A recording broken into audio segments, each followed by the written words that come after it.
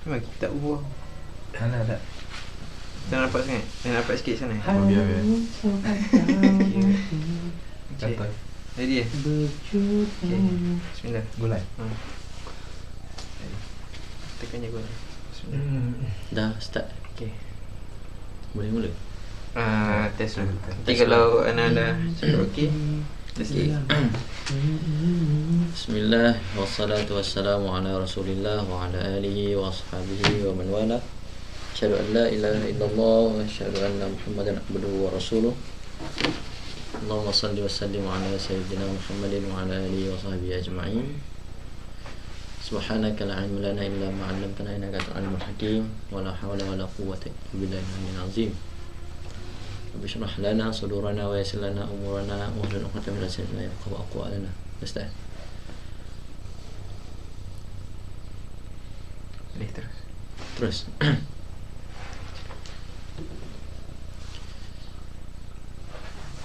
Bismillahirrahmanirrahim. Assalamualaikum warahmatullahi taala wabarakatuh. Ikhwah dan hadirin hadirat yang dirahmati Allah Subhanahu wa taala. Alhamdulillah rabbil alamin. Wassalatu wassalamu ala asyrafil anbiya'i wal mursalin wa ala alihi wa ashabihi ajma'in. Subhanaka la ilma lana illa ma 'allamtana innaka antal alimul hakim wa la hawla wa la quwwata illa billahil aliyyil azim. Rabbi shrah lana sudurana wa yassir lana umurana wa hlul 'uqdatam min alsinatina yafqahu aqwalana.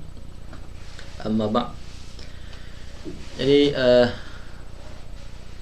lagi sekali saya ucapkan Assalamualaikum warahmatullahi wabarakatuh dan selamat pagi. Selamat pagi kepada semua yang semua sidang hadirin dan juga yang menonton dari rumah. Okey, jadi kita hari ini kita makruf lah dengan keadaan kita sekarang kan. Jadi realiti ataupun keadaan semasa menyebabkan kita terpaksa menyesuaikan diri dengan sekeliling kita kan. Kita sekarang ni dilanda kan, bukannya Mesir sahaja, bukannya Malaysia sahaja, bahkan benda ni adalah di seluruh dunia lah kan. Dia adalah satu pandemik yang kena pada semua orang. Okey, semua orang diuji dengan wabak COVID ni. Okey, jadi kita sebenarnya kena, bila dalam menghadapi ujian ni, kita kena pilih lah kita nak respon macam mana. Adakah kita jadi orang yang hanya berserah ataupun menyalahkan, orang kata apa, istilah dia macam menyalahkan keadaan. Oh, nampaknya kita tak boleh nak buat apa lah, kita stuck ni, dah kena PKP pula, tak boleh nak keluar pula, tak boleh nak buat amal apa semua kan, tak boleh nak teruskan, orang kata apa, tak boleh nak teruskan aktiviti biasa, amar ma'ruf nahi munkar tak boleh nak buat. Adakah kita jadi orang yang macam tu, yang sentiasa menyalahkan keadaan, ataupun orang yang kata apa, dia sentiasa positif lah, dia sentiasa positif dan sentiasa mencari jalan macam mana untuk dia sesuaikan keadaan realiti lah kan. Macam apa, saya petik sedikit lah kan, hadis daripada Rasulullah SAW yang Rasulullah cakap, Rasulullah pernah bersabda kan, mafhumnya lebih kurang beginilah. Rasulullah sebut, kalaulah kat tangan kita ni, kalaulah kiamat hampir datang kan, dan kat tangan kita ni ada biji benih kan, Rasulullah sebut apa? Falyaghrisha kan. Rasulullah suruh tanam juga kan. Walaupun nak kata macam mana, keadaan dia kat sini orang nampak macam hadis ni sebenarnya dia punya maksud dia sangat mendalam tau, sangat-sangat mendalam. Sebab Rasulullah sebut tentang hari akhirat, tentang kiamat, dan tiba-tiba kan, kebiasaannya tentang kiamat ni yang sinonim dengan dia adalah meninggalkan dunia kan, meninggalkan perkara dunia, fokus kepada akhirat, fokus kepada amal. Tapi tiba Rasulullah sebut, kalau ada biji benih kat tangan dan kiamat hampir berlaku ni, kalau ada biji benih ni dan kau boleh tanam, kau sempat tanam, Rasulullah kata tanamlah, falyaghrisha, tanam. Sebab apa? Okay, kat sini antara nilai ataupun pengajaran yang kita boleh ambil adalah dia banyak kan, sangat banyak pengajaran dia. Pengajaran yang kata apa sangat mendalam lah, tapi saya petik satulah yang berkaitan dengan kita hari ini. adalah kita tidak boleh putus asa. Kan? Sifat mukmin ni ataupun sifat muslim atau mukmin ni adalah dia sentiasa cari jalan juga, ataupun dia tak fikir natijah. Kan? Dia tidak orang kata dia tidak sibuk-sibuk fikir kalau aku buat ni jadi ke tak. Kan? Kalau aku buat ni berjaya ke, kita punya contohlah kalau kita buat dakwah kan, ataupun kita merancang satu strategi macam mana kita nak ajak masyarakat kepada keadaan lebih baik, kepada kebaikan kan. Tapi keadaan Covid pula kan, susah lah nak buat, tak boleh nak buat lah kan. Lalas dia tak buat, lalas dia kata apa, jadi amal pun mati kan. So apa yang Rasulullah ajar dalam nilai dalam hadis ni, yang Rasulullah sebut tentang orang kata apa, sifat untuk terus beramal, jangan putus asa. Walaupun esok, walaupun dah nak kiamat dah ni, nak kata tak logik lah kan, nak tanam, contoh kita nak tanam apa, kalau waktu tu biji benih, biasanya biji ni lah, pokok kurma lah kan, tamar ni ambil masa bertahun-tahun sebenarnya. Bukannya hari ni tanam, esok atau minggu depan dia boleh nampak, tak, dia bertahun-tahun, dia makan masa untuk dia besar dan kita boleh dapatkan hasil dia kan? Bertahun-tahun makan masa. Tapi Rasulullah kata kalau nak berlaku kiamat, kau ada biji benih, boleh tanam. Okay, maknanya kerja kita lah just beramal sahaja, kita buat sahaja. Tanggungjawab kita hanyalah menyampaikan, tanggungjawab kita hanyalah buat sahaja kan, tanpa memikirkan natijah lah. Okay, jadi kat sini walaupun kita dihimpit ataupun orang kata apa istilah dia, kalau kat Mesir okey lagi kan, keadaan kita tak ada, kita belum PKP lagi kan, masih terkawal dan sebagainya. Okay, tapi kat Malaysia sekarang diuji dengan orang kata apa, kes yang semakin naik, semakin naik. Dan orang kata apa, dah diminta untuk buat perintah kawalan pergerakan lah. Jadi walaupun apa keadaan kita sekalipun, jangan pernah putus asa dan teruskan beramal. InsyaAllah kita hanya mengharapkan ganjaran Allah Subhanahu Wa Taala lah. Okay? Walaupun kita mungkin tak nampak hasilnya, kita tak tahu apa hasilnya, tapi tak apa, kerja kita hanyalah buat sahaja, beramal sahaja. Okay? Baik, dan saya doakanlah semoga yang saudara-saudara kita lah semua, sama ada yang di Malaysia ataupun di seluruh dunia, dan moga Allah angkatlah wabak ni daripada kita dan dikurniakan kesabaran lah dalam menghadapi ujian ni, insyaAllah. Baik, jadi untuk sebenarnya tajuk kita untuk hari ni, untuk pagi ni adalah tentang bab mengingati maut atau mengingati mati lah. Ingat mati. Itulah maksudnya tajuk mudah dia, zikrul maut. Zikrul maut. Okey.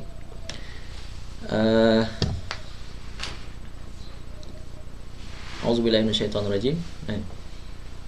Qala Allah Ta'ala, kalla law ta'lamuna 'ilmal yaqin la tarawunnal jahim thumma la tarawunnaha 'ainal yaqin. Surah Takatsur kan. Okey. Baik, jadi kat sini Allah sebutkan la ta'lamuna 'ilmal yaqin, kalau engkau betul-betul tahu kan dengan keyakinan yang sebenar, la tarawunnal jahim, kau akan melihat nanti satu masa nanti, Allah sebutlah dekat orang-orang kafir lah sebenarnya, kau akan melihat neraka yang menyala-nyala kan. Summa la tarawunnaha 'ainal yaqin, kau akan melihat dengan bila mana kau dah dicampak lah api neraka, kau masa tu kau akan lihat dengan keyakinan yang sebenar-benarnya kan. Maknanya kat sini ahli orang kata apa, para ulama lah kan, dia menafsirkan hadis ayat ni. Saya cakap ini adalah ayat ni menunjukkan isbat azab kubur, dan azab kubur dan juga azab hari akhirat nantilah. Okey, maknanya kat sini dia kata ini adalah, orang kata apa, Allah nak sebut dalil ini adalah betul kan. Al-amaran Allah sebut kalla la ta'lamuna 'ilmal yaqin, kalau engkau tahu dengan sebenar-benar keyakinannya. Maknanya kat sini nak tunjukkan ini adalah dalil kepada menunjukkan benda tu ada kan. Azab kubur tu benar kan, seksa azab neraka tu pun benar juga kan, kata-kata Allah semua benar. Okey, yang kedua firman Allah kan, firman Allah Subhanahu Wa Taala, ya ayyuhallazina amanu taqullaha wal tanzur nafsum ma qaddamat lighad. Okey, Allah Subhanahu Wa Taala menyarankan kita lah, menyarankan kita hamba-hambanya untuk kata apa, melihat di sebalik alam. Kan, kita sekarang ni berada di alam kehidupan, betul tak? Kita belum masuk lagi alam barzakh kan. Alam barzakh sebutan dia. Yang silap sebut. Okey, jadi kita belum masuk lagi ke alam barzakh kan, ataupun alam kematian yang walaupun kita belum pergi ke sana, tapi Rasulullah tapi Allah Subhanahu Wa Taala mengajar kita untuk melihat wal tanzur nafsum ma qaddamat liqad, apa yang kau persiapkan kan.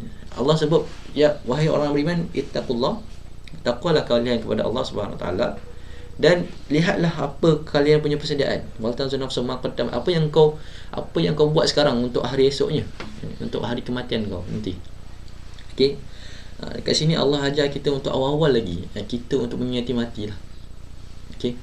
Sebab orang yang tak ingat mati, dia tak akan prepare pun. Dan orang yang tak pernah cakna tentang kematian, dia tak akan pernah rasa pun dia nak bersedia untuk mati. Okey. Kehidupan ni adalah kehidupan yang dianggap seolah-olah dia rasa yang dia ni akan hidup sampai bila-bila. Okey, itulah realiti kebanyakan orang lah kan. Orang yang tidak mengingati mati ni seolah dia rasa yang dia akan hidup sampai bila-bila. Okey, tu apa kesan dia? Kesan dia tak bersedia. Kan? Dia tak bersedia, sedangkan mati ni datang bila-bila. Okey, mati ni datang bila-bila. Okey, jadi apa so persoalannya, macam mana kita nak, apakah cara yang mudah ataupun cara yang diajar oleh Rasulullah sallallahu alaihi wasallam untuk kita mengingati mati, macam mana? Okey. Baik, jadi ada hadis kan daripada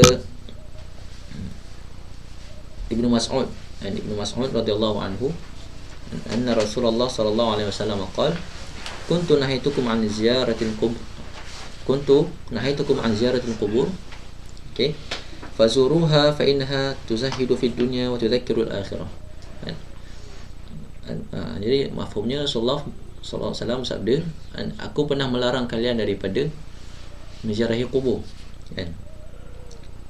Tetapi sekarang maka sekarang ziarahlah. Sebelum ni kata Rasulullah melarang, kemudian Rasulullah pun perintahkan, maka sekarang kau berziarah, pergilah menziarahi kubur, fa innaha tuzahidu fid dunya. Sebab apa Rasulullah minta ziarah kubur? Sebab Rasulullah sabda, ziarah kubur ni menyebabkan kita tuzahidu fid dunya, kita akan zuhud lah dalam kehidupan kat dunia ni, kita tidak berlebih-lebih sangat, tidak melampau sangat, dan dia akan wa tuzakkirul akhirah, dia akan mengingatkan kita kepada hari akhirat kan, hari yang pasti. Hari akhirat ni adalah hari yang pasti kan.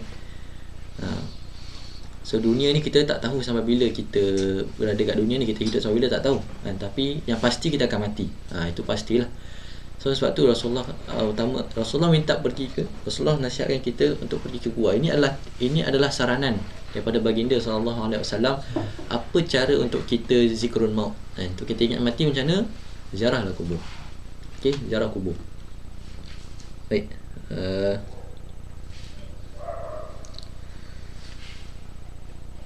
Okey, kemudian kita masuk sikit masalah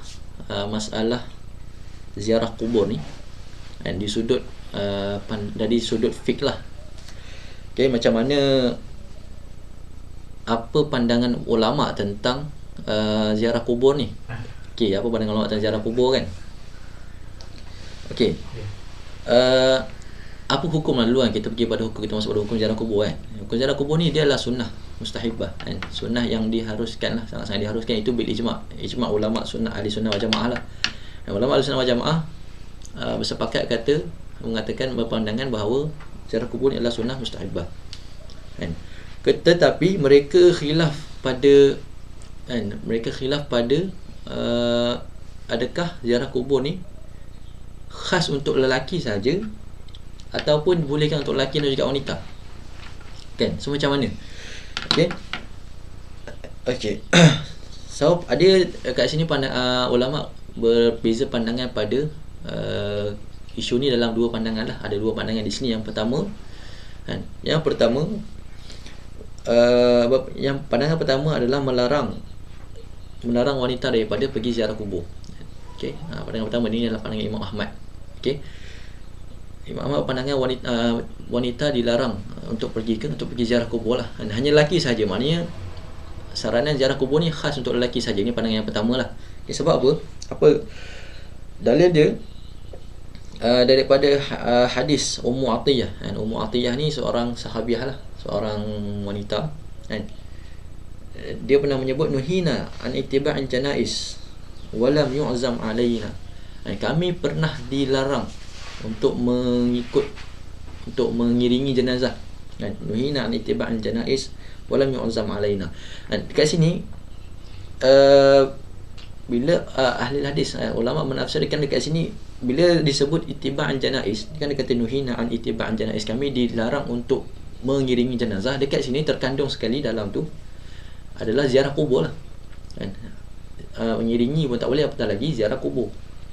Okay, ni dalil yang pertama, pandangan yang pertama, pandangan mazhab yang pertama tadi lah, pandangan ulama yang mengatakan perempuan tidak digalakkan. Sebab apa? Ummu Atiyah ni perempuan, seorang wanita. Okey. Baik.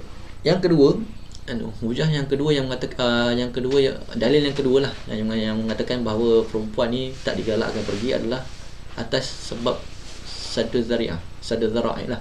Dia nak menutup pintu-pintu kemungkaran daripada berlaku. Sebab apa? Sebab pandangan ulama yang pertama ni kata okey, Rasulullah melarang kan, Rasulullah pernah melarang kita daripada orang kata apa, daripada meratapi kematian. Betul kan?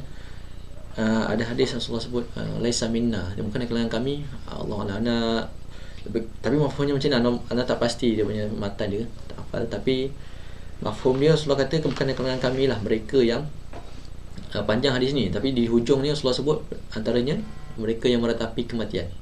Okey. Jadi Rasulullah melarang dengan keras lah meratapi kematian. Dan ada juga hadis lain mafhumnya yang menyebut mayat ini akan diseksa. Kata mayat yang diratapi akan diseksa.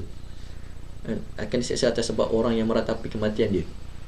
Okay, sebab tu Rasulullah melarang keras lah kan, daripada kita meratapi kematian. Seolah kita ni tidak redha, kita ni tak redha dengan takdir kan. Nampak kita ni tak redha. Kenapa? Kita tak redha lah dengan Allah, dengan ketentuan Allah kan. Yang Allah kata apa? Allah menentukan dia ni mati apa semua kan. Kita tak redha, seolah kita tak redha dengan kematian dia lah. Sebab tu dilarang keras. Okay, jadi wanita ni adalah orang yang susah menahan emosi kan, susah menahan emosi dia. So sebab tu atas alasan ni kan, pandangan pertama ni Imam Ahmad ni melarang wanita daripada ziarah kubur. Dia terus larang kan. Maknanya macam Anda sebut tadi, dia menutup pintu kemungkaran lah, saddu zari'ah. Okey.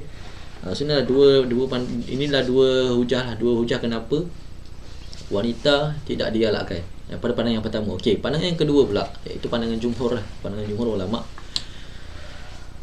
kan, menyebut bahawa ziarah kubur ni dibolehkan untuk lelaki dan juga wanita. Dua-dua boleh, tak ada masalah. Okey, dua-dua boleh untuk ziarah kubur. Sebab apa? Okey, pandangan kedua mengatakan jawaz lah. Okey, jawaz. Sebab dalil yang pertama adalah daripada Rasulullah SAW. Dan Rasulullah sebut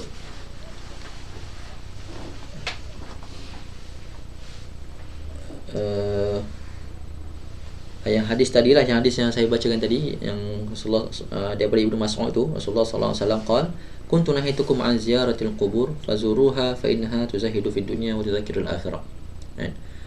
Rasulullah sebut sebelum ini ataupun aku pernah melarang kalian daripada ziarah kubur kan. Rasulullah sebut apa? Fazuruha kan, maknanya Rasulullah dah daripada sebelumnya Rasulullah melarang, maka lepas tu Rasulullah dah bagi kan, Rasulullah dah benarkan umat muslimin untuk pergi ziarah kubur. Jadi dekat sini lafaznya adalah lafaz umum kan, lafaz umum. Rasulullah tidak mengkhususkan kepada lelaki sahaja. Okey. So Rasulullah kata ni lafaz umum, lelaki dan wanita. Rasulullah kata fazuruha, kalian pergilah ziarahlah kubur kan. Ziarahlah kubur untuk zikrul maut lah, untuk tuzahidu fid dunya wa tudzakkirul akhirah, dan mengingati akhirat. Boleh. Ni adalah hadis yang pertama lah, hujah yang pertama mengatakan kenapa boleh kan, kenapa dibolehkan lelaki dan perempuan ziarah kubur. Yang kedua daripada hadis Aisyah radhiyallahu anha kan, doa yang masyhur apabila seorang pergi ziarah kubur yang diajar Rasulullah SAW. Rasulullah pernah ajar kita doa kan. Macam mana doa tu? Bila kita pergi ziarah kubur, Rasulullah pernah ajar kita satu doa, Assalamualaikum ahlad diyar minal muslimin wal mu'minin wa inna insyaallah lahikun as'alullah lana wa lakumul afiyah. Salam sejahtera ke atas kalian, ahlad diyar minal muslimin wal mu'minin, ahli kubur lah daripada kalangan muslimin dan mukminin. Wa inna insyaallah lahikun, dan kami insyaallah kami akan menyusul. Okey, Rasulullah ajar itu dah. Insyaallah kami akan menyusul, soalan kita berbicara dengan ahli kubur lah. Kemudian as'alullah lana wa lakumul afiyah. Aku memohon kepada Allah afiah untuk kami dan juga untuk kalian.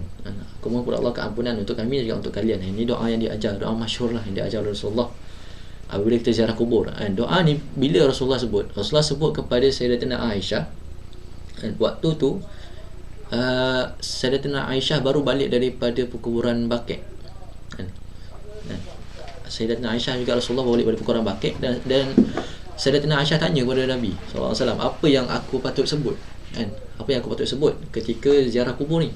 Inilah doa yang Rasulullah ajar tu kan. Assalamualaikum ahla diyar minal mu'minin wal muslimin wa inna insyaallah lahikun wa as'alullah lana wa lakumul afiyah. Doa ni. So kalaulah nanti katakan wanita dilarang untuk pergi ke kubur, Rasulullah takkan ajar doa ni kepada Sayyidatina Aisyah, betul tak? Rasulullah akan cakap, kamu tak sepatutnya pergilah kan. Kalau lah dia kata Rasulullah melarang wanita daripada pergi kubur, kenapa Rasulullah ajar Sayyidatina Aisyah doa ni?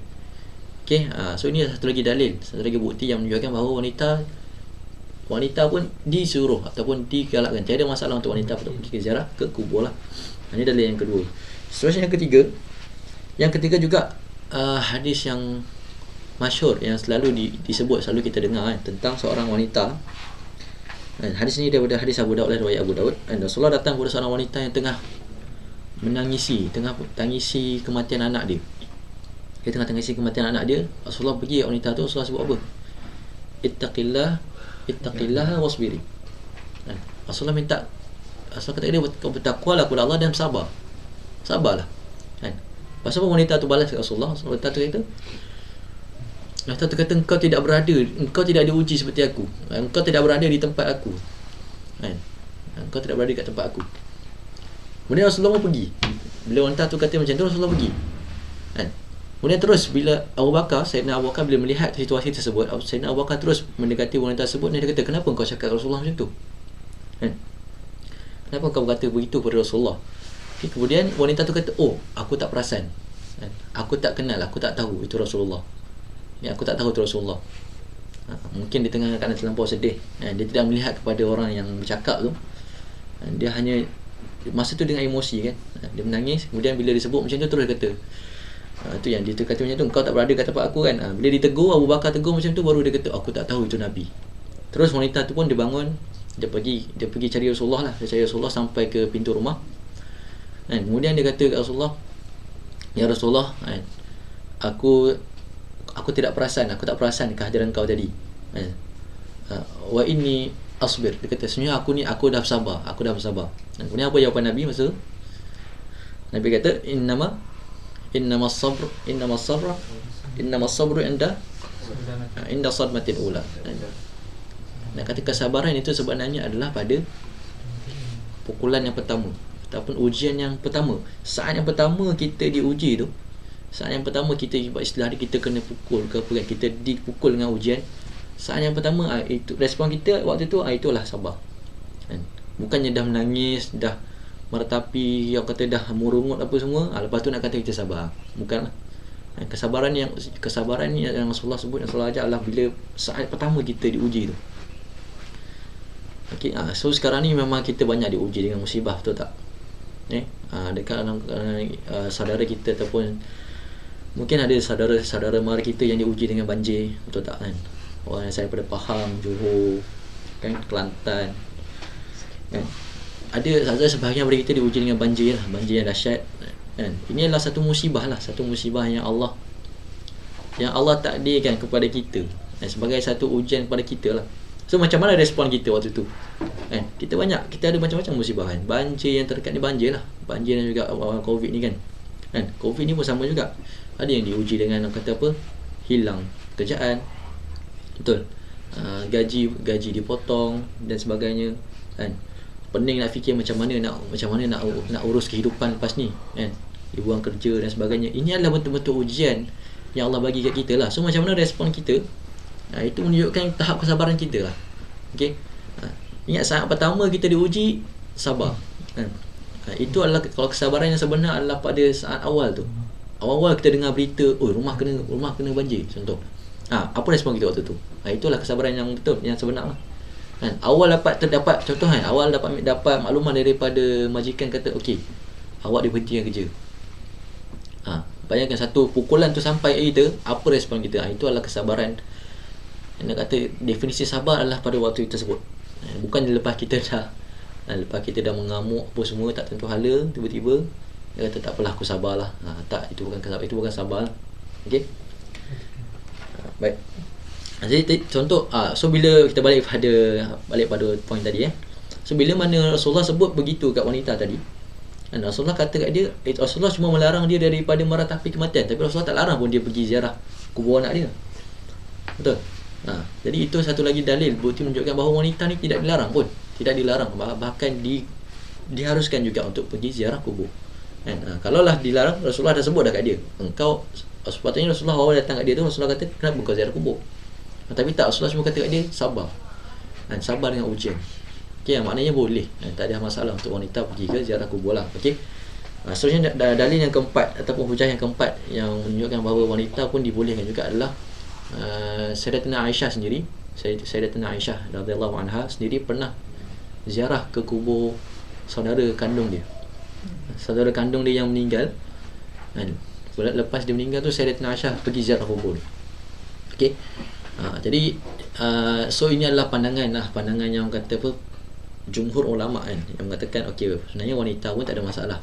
Lelaki dan wanita kedua-duanya boleh ziarah kubur. Sebab apa? Satu lagi hujah yang disebut kat sini adalah sebab wanita pun memerlukan zikrul maut tersebut lah kan. Nak perlukan tazkiyatun nafs, zikrul maut yang sama macam apa yang seorang lelaki perlukan. Maka bila seorang lelaki perlu ziarah kubur, wanita pun kena ziarah kubur juga lah. Macam tu. Okay, jadi kata apa, maka pandangan kat sini kita boleh simpulkan lah kan? Kita boleh ambil kita boleh manfaatkan dua-dua pandangan ni kan. So kita boleh simpulkan kat sini, okey, lelaki dan wanita tak ada masalah. Kalau nak ziarah kubur, dipersilakan, digalakkan sangat-sangat. Okey, digalakkan sangat-sangat. Cuma kalaulah ada golongan wanita yang rasa dia tak mampu menahan dia punya emosi dia, agak-agak kalau dia rasa kalau dia pergi kubur ni, kalaulah aku pergi kubur ni aku akan menangis, aku tak boleh terima tengok anak dia kena tanam, anak kena masuk kan, contohlah kan. Maka orang macam tu tak digalakkan pergi lah. Seeloknya jangan pergi. Okey, so kita ambil pandangan, kita melihat kedua-dua pandangan ni dan kita simpulkan macam tu lah. Okey. Orang yang rasa okey, orang yang rasa boleh kawal emosi dia tak ada masalah, maka pergilah ziarahlah kubur. Tapi orang yang tak mampu kawal, dan orang yang rasa dia susah nak terima, takut dia hilang kawalan, maka untuk menutup begitu-begitu mudarat tu, maka janganlah pergi. Okey. Boleh? Okey, jadi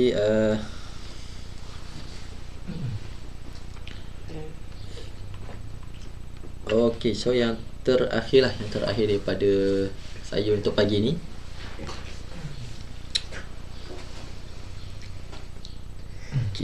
saya nak ambil satu pesan daripada para ulama kita lah kan, rahmatullah alaihim. Mereka menyebut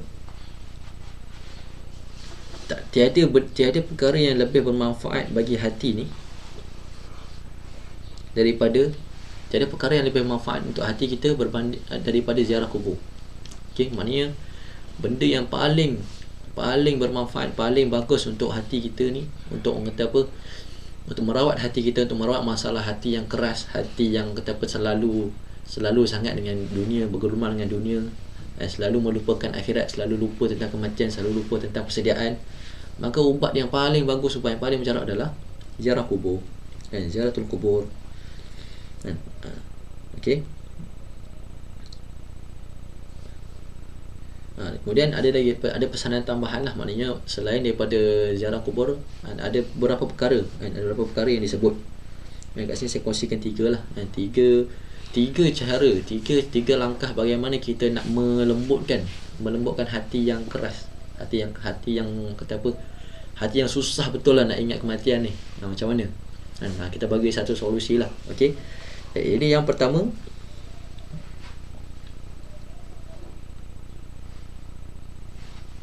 Okey, yang pertama, perbanyakkan hadir ke majlis ilmu. Majlis ilmu. Dan banyakkan hadir ke majlis ilmu, majlis yang kata apa, menyebut tentang perkara tersebut lah. Kita pergi ke majlis yang contohnya kelas-kelas tafsir, kan, kelas-kelas tafsir, kelas-kelas hadis. Okey, majlis ilmu lah yang banyak menyentuh tentang perkara ni. Banyakkan diri kita, dan antaranya sebab pergi ke majlis ilmu dan banyak akan berdamping dengan orang-orang yang soleh.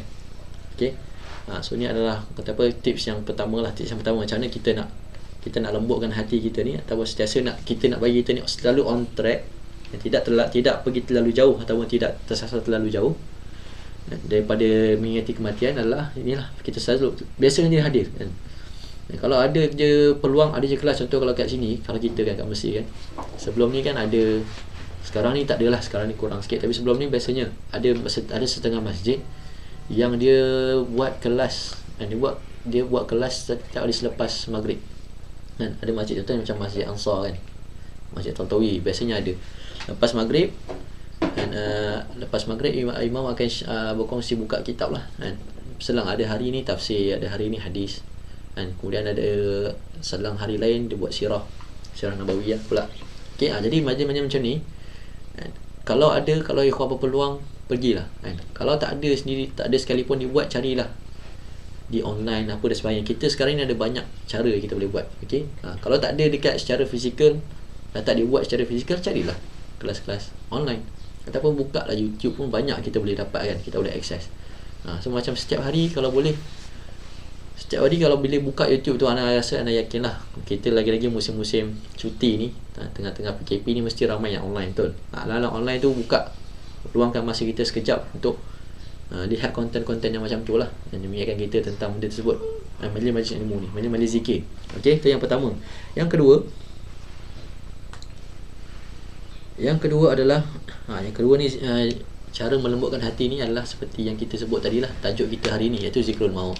Selalulah ingat mati. Okey, ingat mati ni, saya nak bawakan satu kisah di mana seorang jutawan daripada Australia. Siapa pernah dengar nama Ali Banat di sini? Pernah dengar nama Ali Banat, kan? Okey, Ali Banat ni, dia adalah orang Australia. Dia adalah jutawan yang menetap di Australia, tapi dia sebenarnya asal keturunan adalah orang Palestin sebenarnya. Okey, baik. So dia jutawan di Australia. Dia ni orang yang sangat kaya. Dia ada syarikat elektrik dan juga syarikat security macam tu lah. Okey, dia owner kepada syarikat tersebut. So baik, jadi kehidupan dia adalah kehidupan yang sangat mewah. Dan Ali Banat ni kehidupan dia sangat mewah. Okey, dia ada semua yang dia nak. Semua benda, orang kata apa, semua benda yang dia nak, semua dia ada. Itu tahap kemewahan dia lah. Tapi sampai satu tahap, bila dia diagnose kanser, satu hari tu dia diagnose mengidap kanser. Dan masa tu dia kanser dah tahap 3 atau tahap 4, tak silap saya. Dah kritikal lah, tahap 3 atau tahap 4. Doktor kata, engkau ada masa berapa bulan je? Engkau ada masa dalam 3 atau 4 bulan je untuk hidup. Waktu tu kehidupan Ali Banat ni dia terus berubah. Dia terus berubah. Masa tu dia kata, aku waktu tu aku fikir panjang. Dan aku berfikir panjang, apa benda yang aku akan buat dalam tempoh yang ada ni. Nampak? Okey, ini so bila orang yang dah diberi tempoh, kan, doktor dah bagi tempoh dia. Okey, kau dijangkakan dalam masa tempoh 3 bulan, kau itu je tempoh untuk kau hidup. So bayangkan orang yang dah tahu tempoh kematian dia, apa respon dia, kan? So kita boleh nampak pada Ali Banat ni, lepas dia diagnose kanser, dia donate semua yang dia ada, kan? Kebanyakan semua yang dia ada, semua dia donate. Terus dia buat satu charity. Okey, dia buat charity yang bantu orang-orang di timur, di Afrika lah, bahagian Afrika ni. Ada charity Ali Banat. Okey, kisah ni famous 2018. Okay, 2018 lah, tak silap saya. Yang ada Ferrari tu, ikhwan boleh lah, kan? Dia ni hadirat boleh kalau nak kata apa, nak buat survey kat internet, kan, tulis Ali Banat, jumpalah kisah dia. Okey, nak kata macam mana, bila orang yang ingat maut ni, orang yang zikrul maut, dia sedar yang dia ni akan mati, dia punya tindakan dia akan berubah secara automatik. Okey, secara automatik kita dapat lihat contoh kisah Ali Banat tahu. Lepas tu bila disebut orang interview dia kan, masa dia masih hidup ni, orang interview Ali Banat ni kata, apa nasihat kau kepada orang yang sibuk bertungkus-lumus kerja dunia ni. Orang interview dia. Lepas tu dia kata, pesan dia kata, brothers and sisters, dia cakap English lah kan. Kata, brothers and sisters, dia kata, wallahi you are chasing the wrong thing. Kalian ni mengejar benda yang salah. Dia akui benda tu sebab dia dah sepanjang hidup dia kejar benda tu. Ali Banat ni. Okay? Dia hanya mengejar benda tu. Sibuk dengan dunia. Okay? So bila dia dah nak mati, itu yang keluar daripada mulut dia. Dia kata, brothers and sisters, sedarlah, kalian jangan orang kata jangan tertipu kan? Jangan salah kejar, jangan tersalah mengejar tujuan. Okay, jangan tersalah mengejar tujuan. Kita hidup kat dunia ni biarlah sekadarnya saja, ataupun sekadar, jangan sampai kita melarikan tujuan asal kita. Kita akan melalui satu garisan penamat lah. Garisan penamat yang pasti. So macam mana nasib kita selepas tu? Adakah kita syarah kita punya fikiran, atau kita sibukkan fikiran kita dengan kehidupan selepas tu? Okey. So itu satu kisah yang pada saya sangat menyentuh lah, kisah Ali Banat ni. Ingat lagi, walaupun 2018, isu tu 2018, dia meninggal 2018, tapi sampai ke hari ni pada saya dia mengesani sangat-sangat lah. Okey. Baik, so itu tips yang kedua. Tips yang kedua, macam mana kita nak lembutkan hati kita ni. Yang ketiga, yang terakhir adalah kita tadi zikrul maut, kita sendiri yang ingat maut. Yang terakhir, ini tips daripada para ulama kita bagi adalah kita melihat jenazah. Kita tengok jenazah. Bila kita dengar berita kematian kan, kita kalau boleh kita follow lah daripada awal sampai habis. Okay, macam mana dia saat dia nazak, okay, saat dia bertarung nyawa, kemudian saat dia dimandikan, saat dia dikafankan, macam mana dia disemayangkan, okay, macam mana dia dibawa ke kuburan dan ditanam. Sepanjang proses tu semua adalah proses-proses yang mendidik jiwa, okay, yang boleh mendidik jiwa sebenarnya. Okay, kita lihat benda tu dan bayangkan, kalaulah aku kat tempat dia, macam mana kalau aku kat tempat dia. Okay. So inilah tiga tips ni saya ulang balik. Yang pertama adalah melazimi majlis ilmu, majlis zikir. Yang kedua, mengingati mati. Dan yang terakhir tadi adalah kita mengiringi jenazah. Mengiringi jenazah lah, ataupun melihat ataupun melihat kematian tersebut, melihat orang-orang, kita tengok orang yang menghadapi kematian, menghadapi sakaratul maut dan sebagainya. Ini adalah benda yang sangat-sangat mengisahkan dan sangat bantu mendidik kita sebenarnya. Okey. Baik, jadi wallahu alam. Okey. Wallahu alam. Saya rasa sampai di sini sahaja untuk perkongsian hari ini. Jadi semoga sekali yang baik datang daripada Allah Subhanahu Wa Taala, dan yang kurang dan yang terkurang tu semua datang daripada diri saya sendiri. Kekurangan, kelemahan datang daripada diri saya sendiri. Saya mohon maaf andai kata tersalah bahasa ataupun menyinggung perasaan mana-mana pihak. Jadi semoga kita dapat terus semoga amalan ini ataupun zikrul maut, yang kata kuncinya adalah zikrul maut, mengingat mati ni selalulah ditanam ataupun selalu kita pegang dalam kehidupan kita. Letakkan benda ni di depan. Dalam kita hidup ni, letakkan benda ni kat depan. Dalam kita belajar ke, sama ada kita menuntut ilmu, ataupun kita bekerja, ataupun kita menguruskan keluarga, menguruskan kehidupan kita lah, tak kira lah apa-apa pun, letaklah mati ni di depan kita, kematian di depan kita, supaya kita punya tindakan secara automatik akan terkawal. Macam cerita Ali Banat yang saya sebut tadi lah. Okay, beza orang yang ingat mati dengan orang yang merasakan seolah dia hidup selamanya. Okay, bahasa kasarnya macam itulah, dia rasa seolah ni takkan mati. Okay, baik, jadi itu sahaja daripada saya. Aku qauli hadza wa astaghfirullahal azim li wa lakum. Assalamualaikum warahmatullahi taala wabarakatuh.